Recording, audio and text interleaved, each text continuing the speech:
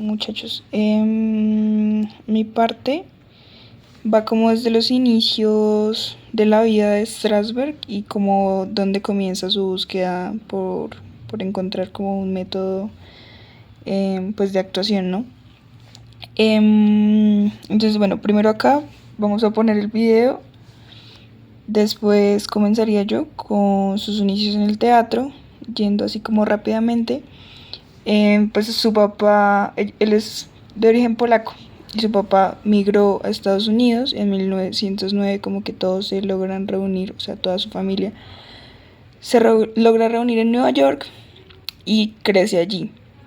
En realidad él a sus inicios no estaba interesado en el teatro, en realidad le gustaba la historia y cuenta que se imaginaba como todas estas batallas y estas caídas como de imperios y demás cosas. Entonces siento que en parte como que toda esa gran imaginación es lo que lo lleva finalmente más adelante como a interesarse por el teatro, pero en ese entonces no le interesaba, era más un come libros.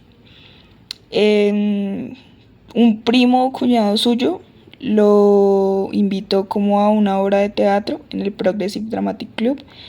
De hecho, en una de ellas pasa algo muy chistoso y es que el director no los dejaba ensayar como con la utilería, entonces como que a él le correspondía prender una especie de faro, pero tenía como una forma extraña que hacía como que el gas se contuviera, como, bueno, el caso es que él no sabía encenderlo y creó como una explosión en el escenario, y eso es como importante porque a pesar de, digamos que fue como un suceso como muy traumático, el tipo siguió como interesado pues en el teatro, no en la actuación en ese momento, pero pues como que no le dio miedo y siguió adelante.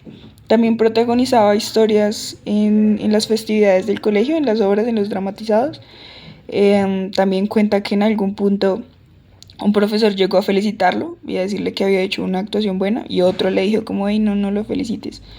Mm, o sea, como por qué lo vas a llenar de ánimos de ser algo tan poco como ser actor. Entonces siento que para la época también la actuación estaba como quizá mal vista.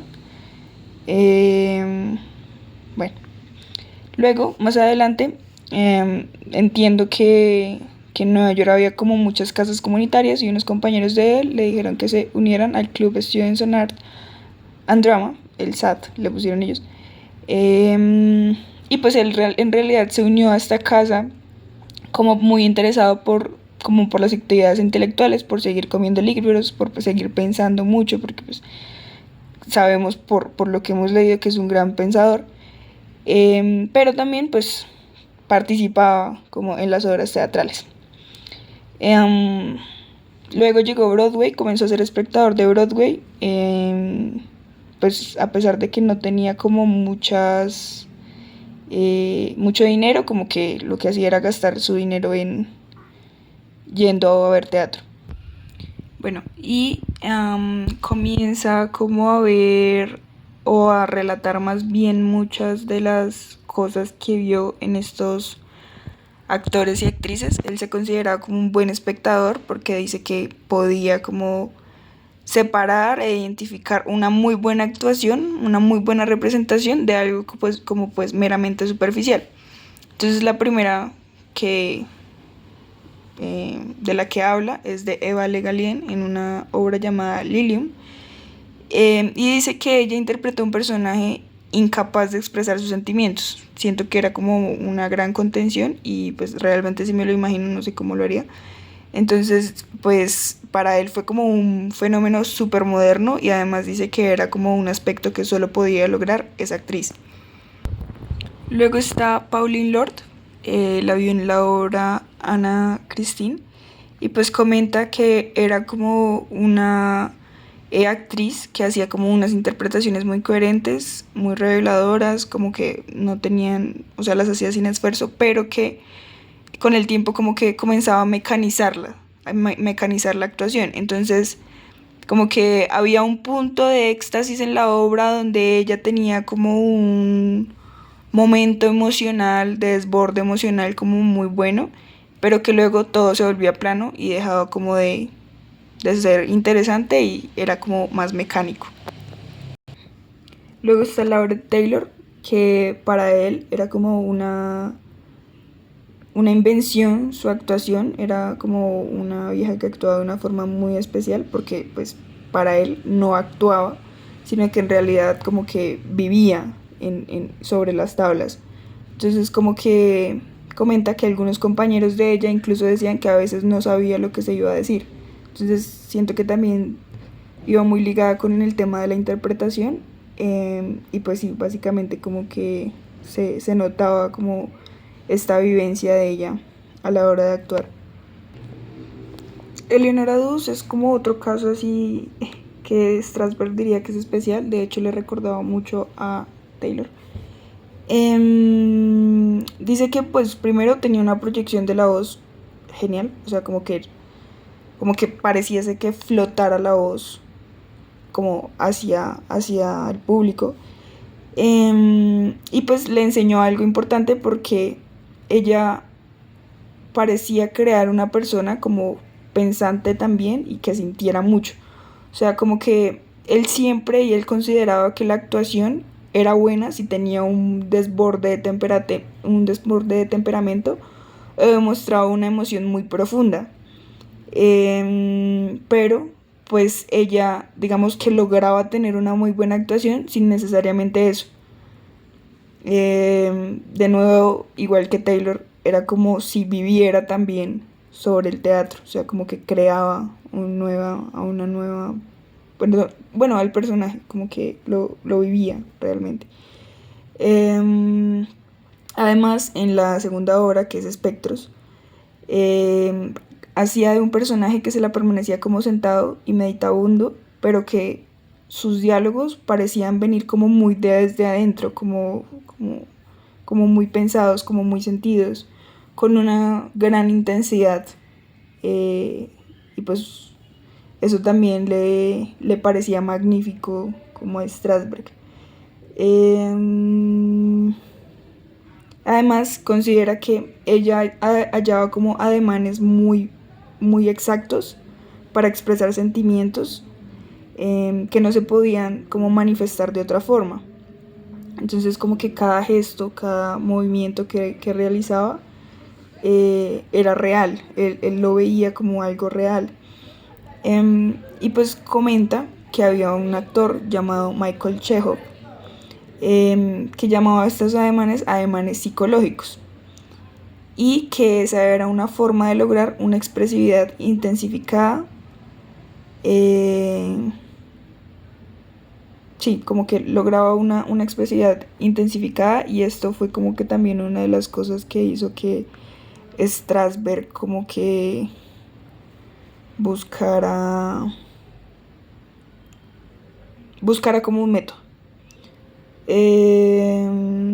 Bueno, y además hay como una anécdota que él cuenta donde estaba como con Charles Chaplin y se pusieron ahí a hablar como de actores, bla, bla, bla. Y Chaplin comenzó como a hacer o a interactuar o a interpretar o a imitar más bien como a otros actores. Y entonces podía hacerlo, podía como imitar, como hoy decir, imitar a un Nicolas Cage o imitar a un qué, a un Johnny Depp con Piratas del Caribe, en Piratas del Caribe, pero que intentaba como imitar a esta vieja y no podía porque ella no dejaba como rastros de sí misma en el personaje, ¿sí? A diferencia de otros actores que uno dice como, bueno, caminan de tal forma, hablan de tal forma, se mueven de tal forma, hacen este gesto, ella no hacía eso. Eh, entonces, básicamente como que decía que ella funcionaba como un instrumento del teatro y de la idea de la obra. Eh, bueno, con Jacob Ben-Ami pasaba algo como similar. Igualmente Strasberg lo admiraba mucho y consideraba que su actuación había sido como la mejor actuación moderna de su época. Porque el tipo tenía la habilidad de tener como contrastes, como que Strasberg considera que él poseía o expresaba una naturaleza dividida, dual y característica del hombre moderno. Entonces, hay una obra, que no la puse acá, pero ahorita la pongo, que se llama Sansón y Dalila. Si no estoy mal, trata como de unos, de los celos. Este tipo está sintiendo como muchos celos porque su esposa se enamoró como de otro tipo. Em, y como que el man, como que se va al monte, algo así, vuelve como que, bueno, está vuelto a mierda. Vuelve como súper, como hambriento, había estado pensando un montón de cosas, lo tenía loco como la pensadera de esto y los celos. Entonces como que en la escena él toma como un trozo de pan, un trozo de comida de la mesa y lo devora con una ansia que Strasberg dice que era como un hambre feroz que reflejaba una angustia, una angustia interior, vigor y claridad. Y se notaba como esta tensión interna en el tipo. Pero que a la misma vez pues parecía como cansado y hambriento. Bueno, y también pasa algo muy curioso, que es algo que se menciona más adelante. Esto sí ocurre en Juan el Bautista, y es que en la primera actuación el tipo fue muy mecánico, o sea, como que hacía las acciones que uno suele escribir en un guión, o sea, como que se limitaba a eso, pero que en la segunda función, eh, a pesar de que muchos de los gestos eran los mismos, como que lo motivaba algo interior que hacía parecer que también estuviese viviendo o creando o encarnando más bien el personaje. Entonces, Strasberg se hace unas preguntas que es como, ¿qué pasó? ¿Cómo fue posible? ¿Cómo puede ser que la interpretación de un actor cambie de esta manera? Que en realidad es como muchas preguntas que se hace con todos estos actores, pero esta realidad es como la más importante en este momento. Y luego está Grasso, sí, está Grasso en La muerte civil, y dice que en la primera función que vio de él, como que el tipo logró expresar una conmoción interior muy buena. Eh, Hay como una escena donde lo tienen encarcelado y se nota como el momento en el que el personaje se enamora de una chica que va como a llevarle comida, y Strasberg lo recuerda como algo muy vivido y muy emocionante porque fue algo que solo pudo ver como en los ojos del tipo, y que solo lo pudiera expresar con sus ojos le voló la cabeza. Y además luego como que el personaje se intenta suicidar, se suicida, y se toma como unas píldoras y se atraganta. Y eso también como que lo hizo muy real porque el mismo Strasberg dice que luchaba con las ganas de ir a buscar una ambulancia, de pedir ayuda, porque sentía que el tipo de verdad se estaba atragantando. Y que además como que bueno, se cerraron los telones, bla bla bla, y que cuando salieron como a agradecer al público, bueno, el tipo estaba realmente muy mal, o sea, como que estaba pálido, temblaba, y Strasberg dice como la convicción física y la realidad emocional que lograba transmitir eran extraordinarias, aterradoras y profundamente emocionales. Bueno, y también dice que días después él fue con unos amigos, o sea, Strasberg fue con unos amigos a ver la función, bla, bla, bla, pero que durante los primeros actos el tipo súper mecánico, súper plano, como que no, o sea, súper superficial. No se encontraba eso que a él tanto le había gustado en la primera función. Pero que, como en en uno de los actos finales, de repente se inspiró y puff, como que ya su actuación se elevó a lo que él había visto en la primera función. Entonces esto lo lleva a preguntarse también como, ¿cómo es esto posible? ¿Por qué sucede? Bueno, dice que en 1920 surgen como nuevos grupos de teatro norteamericano, y también a su vez surge mucha bibliografía como acerca del tema. Entonces él, como tan como libro será, comienza a indagar acerca de esto. Y la obra que más influyó en él fue la de Edward Gordon Craig, que era como un tipo de estos que ponía como, hablaba como sobre la escenografía, creo que se llama, sí, como el ambiente, sí, la escenografía.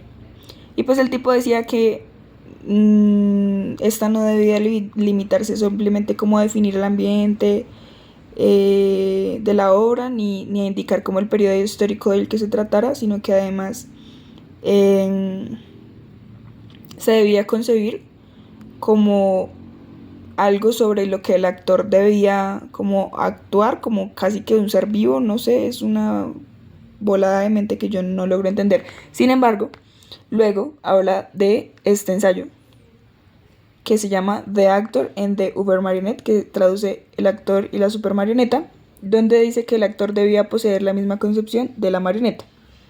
Entonces esto pues fue súper duro porque muchos actores se sintieron mal porque sentían como que degradaba su labor, pero en realidad para Strasberg fue como, uff, sí, ese man tiene toda la razón. ¿Por qué? Porque él consideraba que el actor debía adquirir como una precisión eh, que solo la marioneta era capaz de alcanzar. Y pues nosotros entendemos a qué se trata, ¿no? Y a qué se refiere, que es como esto de encarnar, como de dejar que el personaje tome tu cuerpo y tú simplemente como que seas también un instrumento, lo que les decía ahorita con esta actriz, pues básicamente eso.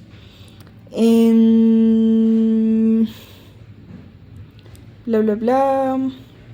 Luego, como que termina indagando también en biografías de actores del siglo XIX y sobre sus interpretaciones, y encontró que había una polémica central que tenía mucho que ver como con las preguntas que se había estado planteando. Entonces, ¿debe el actor experimentar las emociones que retrata o debe expresarlas sin experimentarlas? Entonces se encontró varias cosas. En el siglo XIX, estos dos actores, Henry Irving y Coquelin, defendían o tenían, cada uno defendía una postura. Henry Irving se iba porque era necesario el valor de la vivencia y Coquelin porque era más importante el valor de la expresión. En el siglo XVIII, en Francia, estas dos actrices también peleaban como por eso. Dumesnil era exponente de la vivencia y Le Clairon la posición defendía la posición antivivencial. Y bueno, incluso va más atrás y se da cuenta de que Shakespeare también tenía como este debate consigo mismo. Y en Hamlet, el mismo Hamlet, se tira como esta frase que dice: no es tremendo que un cómico, no más que en ficción pura, en sueño de pasión, pueda subyugar así su alma a su antojo hasta el punto de que por la acción de ella palidezca su rostro, salten lágrimas de sus ojos, altere la angustia de su semblante, se le corte la voz y su naturaleza exterior se ajuste a su pensamiento. Entonces, aquí, pues básicamente creo que Hamlet estaba viendo como a un actor, a un cómico, y la actuación del cómico dentro de la obra fue como tan importante y tan emocionante que despertó como mucha emoción en Hamlet. Sí, eso. Ah, bueno, sí, entonces así se muestra como también como esta dicotomía que estaba pasando el pobre Shakespeare cuando estaba vivo. Eh, Dice que en el siglo XX surge la polémica sobre la naturaleza del origen del actor, que da lugar al ensayo más importante sobre el tema, La paradoja del comediante de Denis Diderot. Y la paradoja es: el actor solo puede conmover al público si él mismo no se deja conmover. De esta forma, la actuación superior parecerá superar a la emocional. Sinceramente, no entiendo el puto dilema.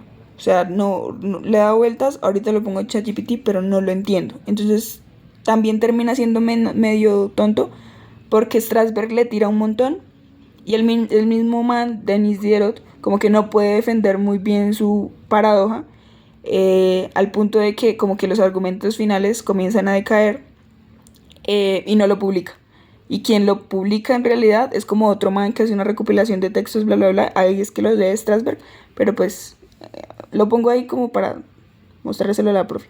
Pero pues en realidad no es tan relevante. El caso es que,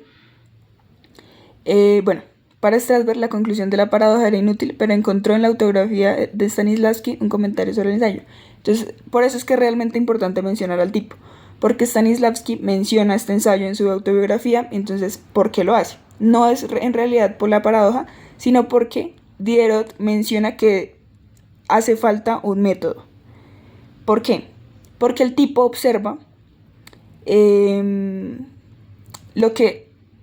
observa que si un actor en una primera función hace como algo muy bueno, una interpretación muy viva, luego como que decae o directamente se cae en la segunda función, su interpretación, ya comienza a ser plana, mecánica, bla, bla, bla, lo que yo les había comentado. Entonces, expresa la necesidad de un método para pues formar buenos actores, ¿no? Entonces Stanislavski también estaba como interesado en ese tema, por eso es que lo menciona en su autobiografía. Y bueno, el problema que recalcan acá es que el actor debería poder recrear las mismas vivencias y conductas creíbles y generar lo que Stanislavski llamó la ilusión de la primera vez. Y pues viene lo que le voló la cabeza a Strasberg, y es que llega el Teatro de Moscú a Nueva York y tiene un montón de diferencias con el teatro norteamericano. Por ejemplo, el teatro norteamericano se basaba como en un nuevo arreglo de luces que ponían como en el teatro, que era súper extravagante y que además a los actores los maquillaban también como muy extravagante, y como que la suma de las dos cosas era una extravagancia como al nivel 100. Y además que tendían a centrarse como solo en una estrella en la obra, y era la que tenía protagonismo y era la que generalmente tenía las mejores actuaciones, bla, bla, bla. Luego llega el Teatro de Moscú, y bueno, como que la rompen, es completamente distinto. No hay como toda esta extravagancia, sino que todo se centra más como en las actuaciones y no se centra la atención solo en un personaje, sino eran varios personajes, 3, 4, y lo que más asombraba de Strasberg es que todos tenían como un nivel de interpretación muy bueno. O sea, a todos se les creía lo que hacían. Entonces dice, las actuaciones eran del mismo nivel de realismo y naturalidad, independientemente del prestigio del intérprete. Eso se debía lograr mediante algún proceso o método desconocido para los norteamericanos.